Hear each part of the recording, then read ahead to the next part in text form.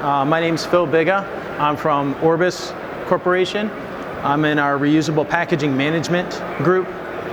So we are an entire division of Orbis Corporation that's devoted to managing reusable packaging in all shapes and forms for our customers.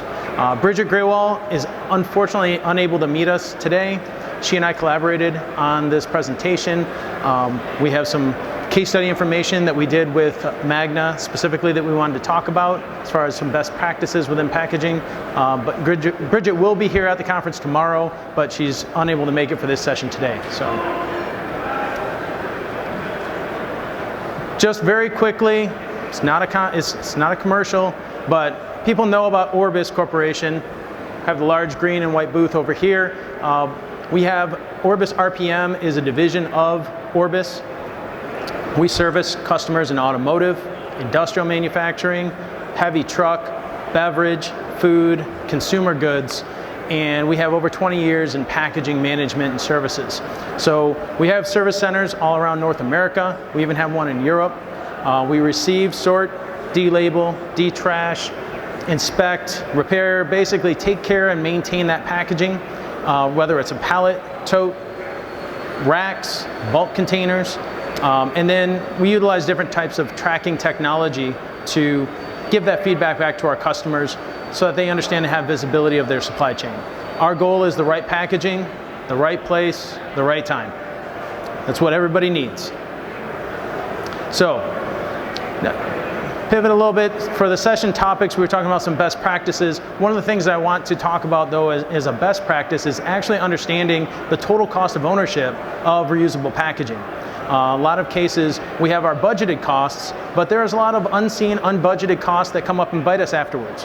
And understanding how do we attack those and how does that actually deteriorate our return on investment, and how does that create friction within our organizations, which causes this fight between do we use reusable packaging or do we not?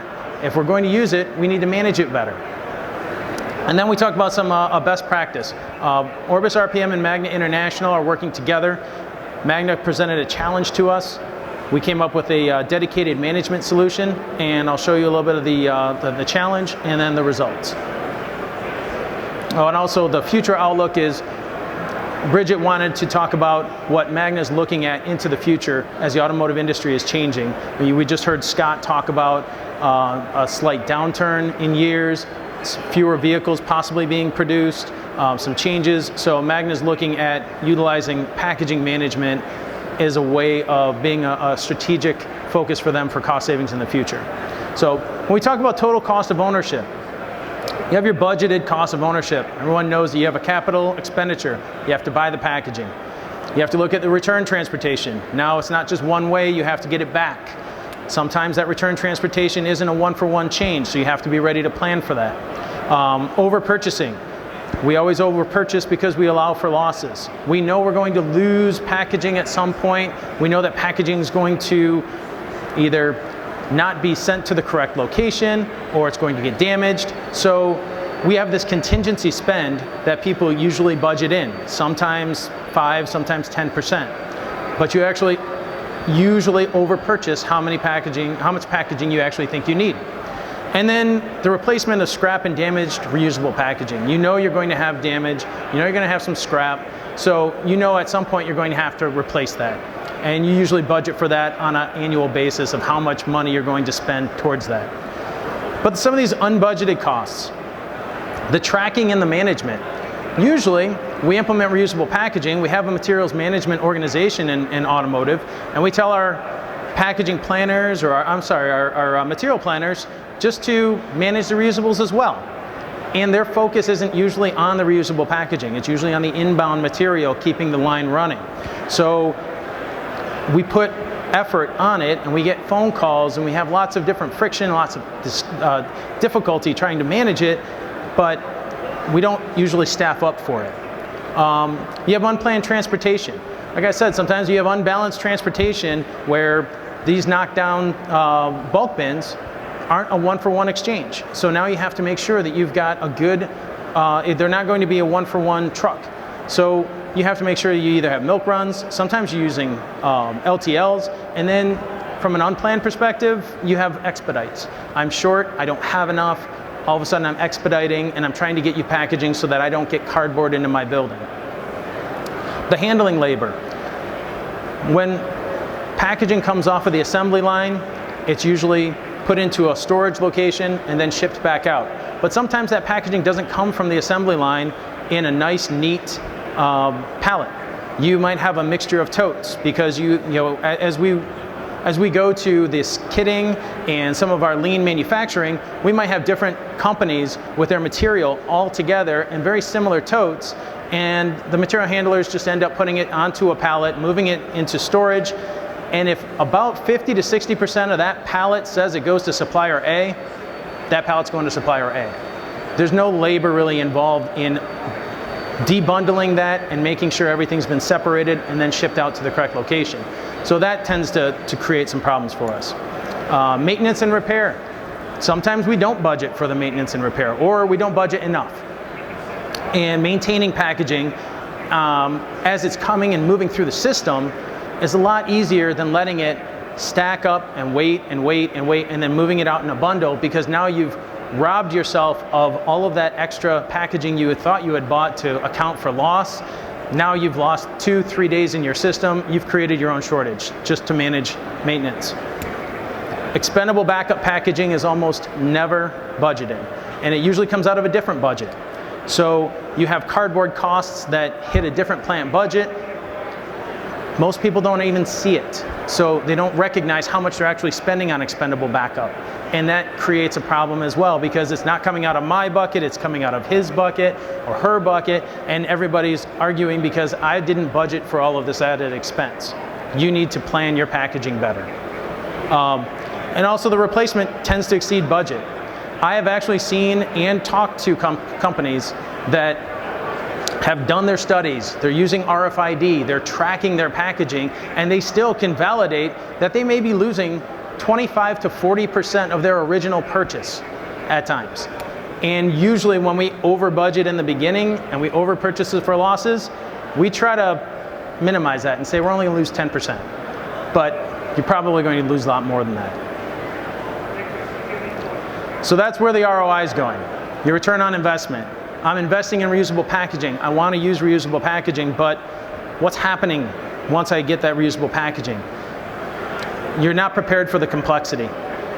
So for the tracking and the labor perspective, the complexity of getting reusables back to suppliers is a lot more difficult than you actually anticipated.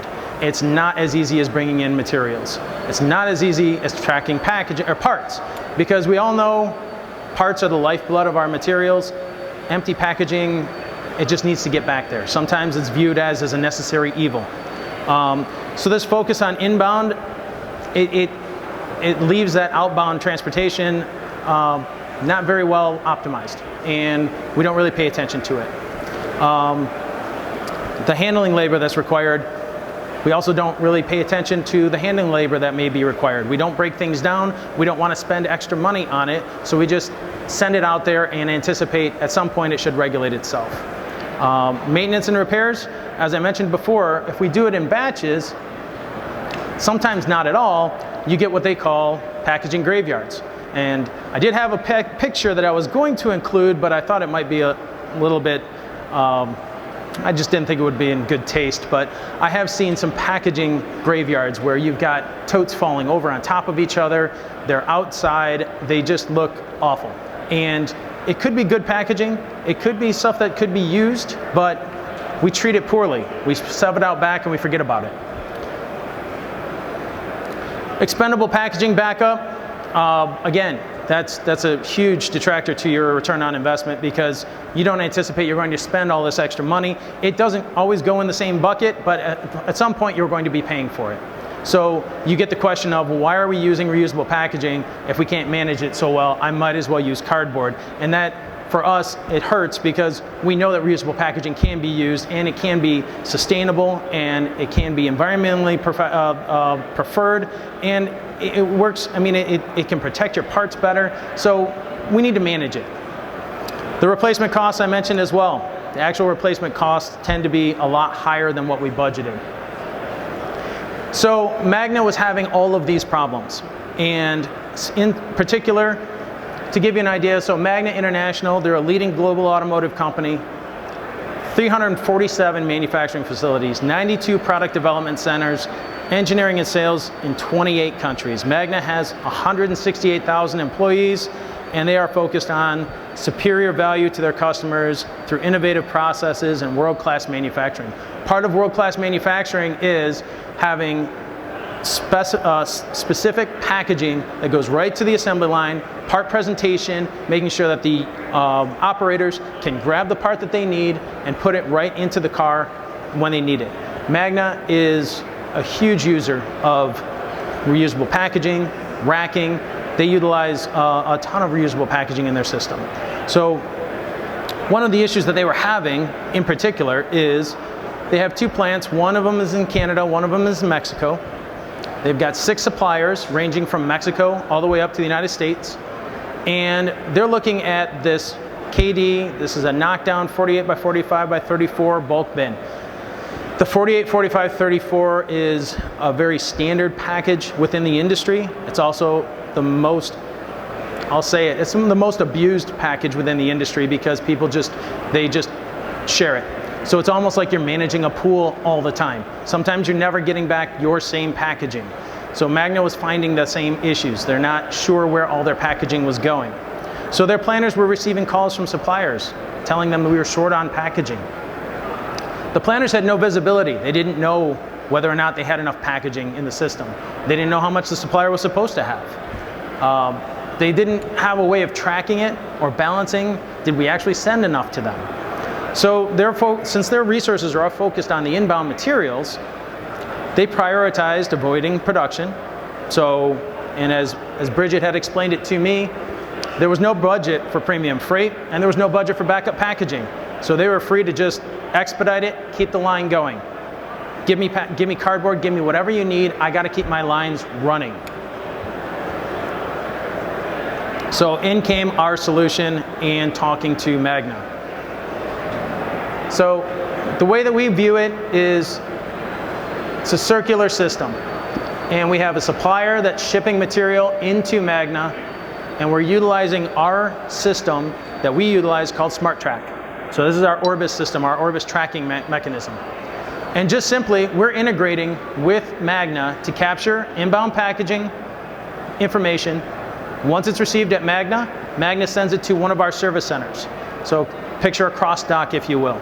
But our service centers collect the packaging, we take the labels off, we make sure everything is sorted and proper. We also make sure that the plants are sending us the correct material that needs to go back to those specific suppliers.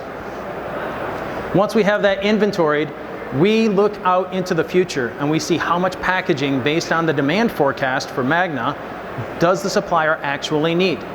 And then Magna gives us kind of a high water mark. Initially they said suppliers shouldn't have more than 5 days of packaging.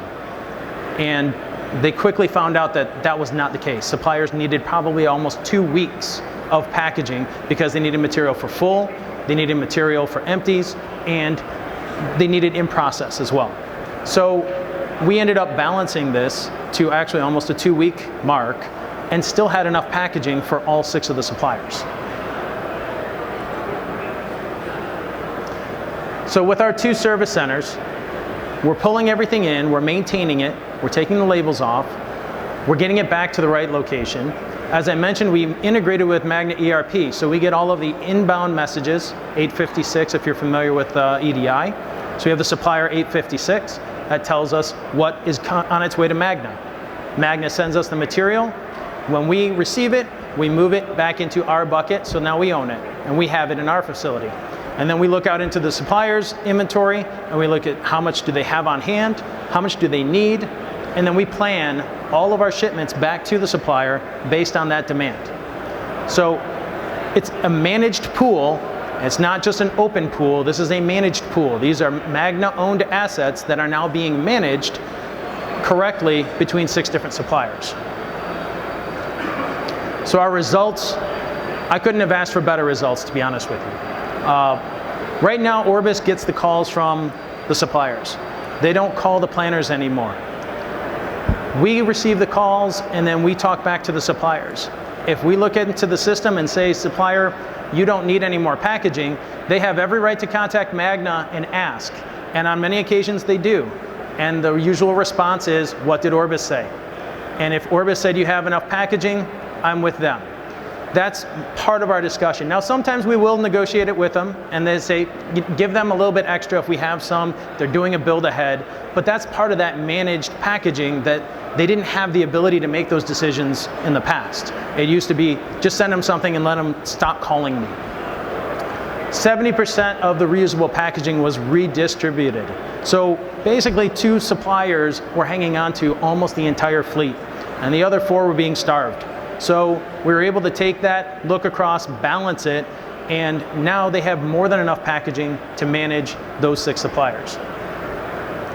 We eliminated the premium freight back to the suppliers. That was a huge expense for them.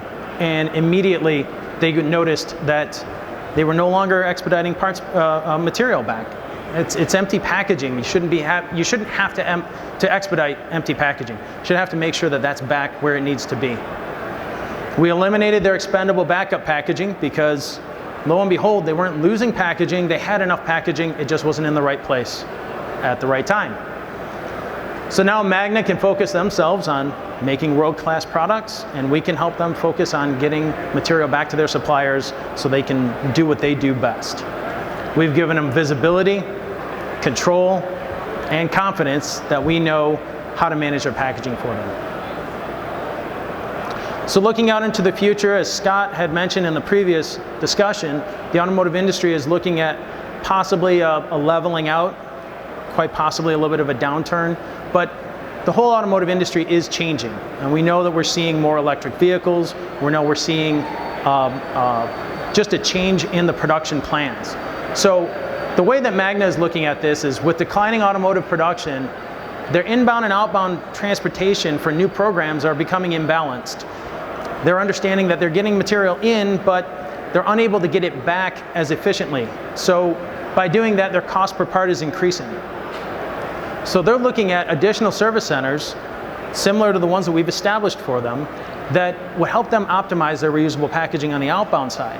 Manage the packaging as an asset, set up distinct milk runs that may be different from the inbound side so that they can get the reusable packaging back to their suppliers in a more efficient manner and actually treating it as an asset and managing it specifically separate from the materials. And by using this strategic packaging management, they're looking at this is a way for them to reduce cost, optimize their transportation, and manage themselves as they go forward into new programs. So as we think about some of the things that Scott had also mentioned too, but I keep referencing Scott, I know, but he was talking about this future outlook as packaging changes. We know that inbound parts may be changing and inbound packaging may be changing, which is going to create an issue. So managing the packaging as it's getting back to the suppliers is going to become even more important to ensure that our suppliers have the right packaging in their location, they can produce parts and get that into the tier suppliers so they can produce parts for vehicles and keep production running.